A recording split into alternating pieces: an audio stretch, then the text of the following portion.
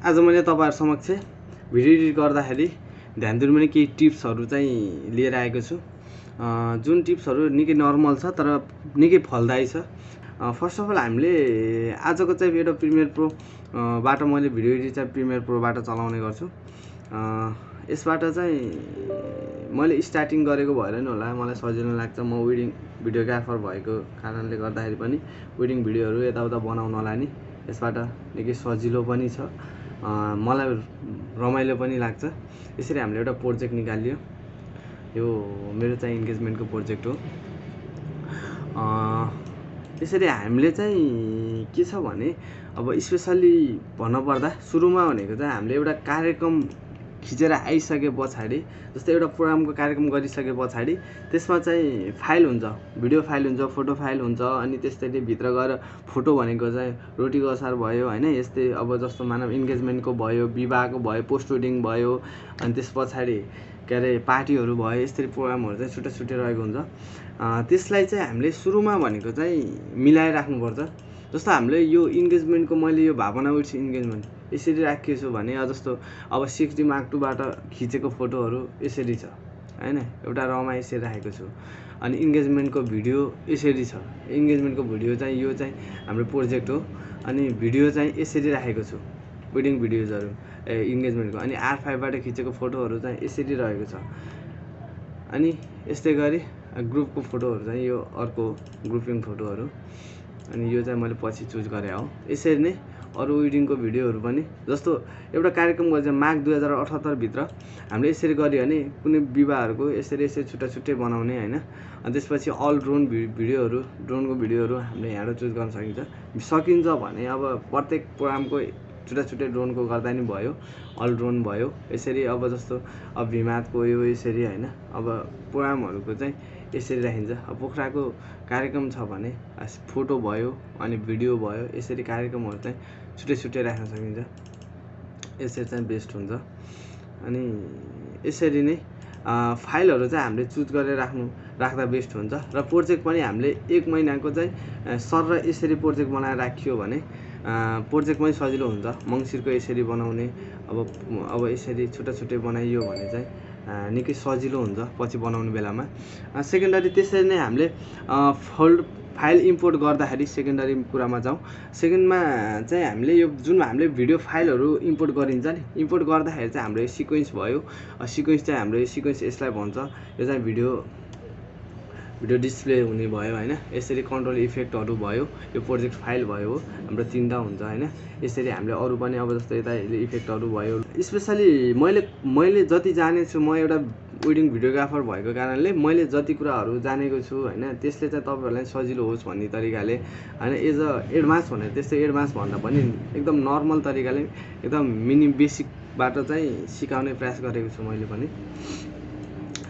अब सेकेन्डरी हामीले यो बिनहरु चाहिँ जस्तो भिडियो भयो भने यसरी छुट्टा छुट्टै बनाउँदा चाहिँ निकै राम्रो हुन्छ। अनि तेस्रोमा चाहिँ हामीले अब जस्तो वेडिङ भिडियो भयो हैन। यसमा हामीले म्युजिकहरु युज हुन्छ। म्युजिकहरु युज हुँदाखेरि चाहिँ हामीले जस्तो अब यहाँ चाहिँ अब म्युजिक बनाउने म्युजिकहरुलाई चाहिँ हामीले यसरी नै फेरि यहाँ राख्ने हैन। अब यहाँ ड्रोनको भिडियो छ भने ड्रोनको भिडियो हैन। यसरी बिनहरु आफुले चुजेबल गर्दै बनाउने हैन। अब यहाँ पार्टीको भिडियो छ भने अब यसरी नै यहाँ अब पार्टीको भिडियो भनेर छुट्टा छुट्टै बिनहरु बनाउने। यसरी हामीले सिक्वेन्स चाहिँ यसरी बनाउन सकिन्छ। र दोस्रो चाहिँ हामीले सिक्वेन्स जति पनि बनाउन सकिन्छ। सिक्वेन्स चाहिँ हामीले यसरी यहाँ सिक्वेन्स यसरी बनाउन नि सकिन्छ। यसरी पनि बनाउन सकिन्छ र हामीले फाइलमा गएर न्यूमा गएर सिक्वेन्स यसरी बनाउन नि सकिन्छ। र जसरी बनाउँदा पनि हामीलाई जसरी बेटर लाग्छ त्यसरी बनाउन सकिन्छ। र तेस्रो कुरा चाहिँ हामीले के गर्ने भन्दा अडियो लाइब्रेरीहरु त्यो चाहिँ मिलाएर राख्नुपर्छ। दोस्रो चाहिँ हामीले भिडियो बनाउँदाखेरि पनि अडियोहरुलाई पनि म्यानेज गर्नुपर्छ। जस्तो वेडिङ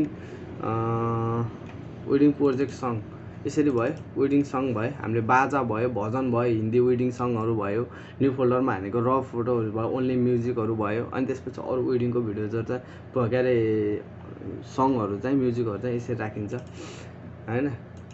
यसरी राख्नाले पनि अब जति मैले बिहाहरु बनाउँदाखेरि चाहिँ यसरी यहीबाट भिडियोहरु के अरे म्युजिकहरु चुज गर्छु हैन अफलाइन भिडियोहरू चाहिँ यसरी राखिएको छ कुनै कुनै अब आफूलाई एनिमेसन गर्न सजिलो लाग्छ भने अफलाइन भिडियोहरू चाहिँ यसरी छ यसरी नै राख्यो भने पछि आफूलाई सजिलो हुन्छ त्यस्तो चाहिँ यसरी हामीले भिडियो चाहिँ यसरी एडिट गर्न सकिन्छ हैन यसरी मिलाउने सेकेन्डरी चाहिँ अब हाम्रो कार्यक्रममा गइसके पछाडि स्टार्टिङ भनेको चाहिँ मोमेन्ट अब सुरुमा घरको खिचिनु भयो घरबाट अनि त्यस पछाडि ब्याटरी ब्यालेन्सको यसरी गरिन्छ यसपछि हाम्रो यसमा डट गिम्बलको यो चाहिँ मैले र भिडियो तानेको छु यसमा चाहिँ यस्तो चाहिँ छैन है अनि त्यसरी अनि चौथो चाहिँ हामी अर्को त्यस्तै हामीले यसरी भिडियो एडिट गर्दै गर्दा हामीले केही समय बिचमा ब्रेक पनि लिनुपर्छ हामीले यसरी भिडियो बनाउँदै गयो लगातार भिडियो बनाउँदै गयो है बनाउँदै जाँदाखेरि जस्तो हामीले बिचमा अब यहाँ विभिन्न एनिमेसनहरू गरिन्छ हैन अब विभिन्न फाइलहरू जोडिन्छ यताउता गरिन्छ हैन त्यो अनुसार सङहरू यो गर्दाखेरि अलिकति टाइम पनि अलिकति माइन्ड पनि फ्रेस हुँदैन के लगातार काम गर्दा बोरिङ टाइप हुन्छ सानो सानो मिस्टेकहरू भएको हुन्छ जस्तो कुनैहरू कार्यक्रम गर्दा हल्लिएको साइडमा हल्लिएको यस्ता कुराहरू चाहिँ छुट्न सक्छ हैन ती कुराहरूलाई पनि आफूले ब्रेक लियो भने फ्रेस हुँदै गऱ्यो भने काम पनि राम्रो हुन्छ हैन लगातार काम गर्दाखेरि अलिकति गाह्रो हुन्छ कतिपय साथीहरुको कस्तो हुन्छ भने काम गरिसकेपछि लगातार काम गर्ने बानी ह्याबिट हुन्छ त्यसले गर्दा चाहिँ अब अलिकति समस्या चाहिँ क्रिएट गर्न सक्छ यसरी हामीले भिडियो बनाउँदाखेरि यी कुराहरूलाई केयर गर्यो भने हामीलाई बनाउन पनि सजिलो हुन्छ नेक्स्ट भिडियोमा चाहिँ मैले यो कलरिङहरू हैन पोजिसनहरू स्केलहरू यो जुन हामीले मिनिमम चाहिने रिक्वायरमेन्टहरूको बारेमा लिएर आउने नै छु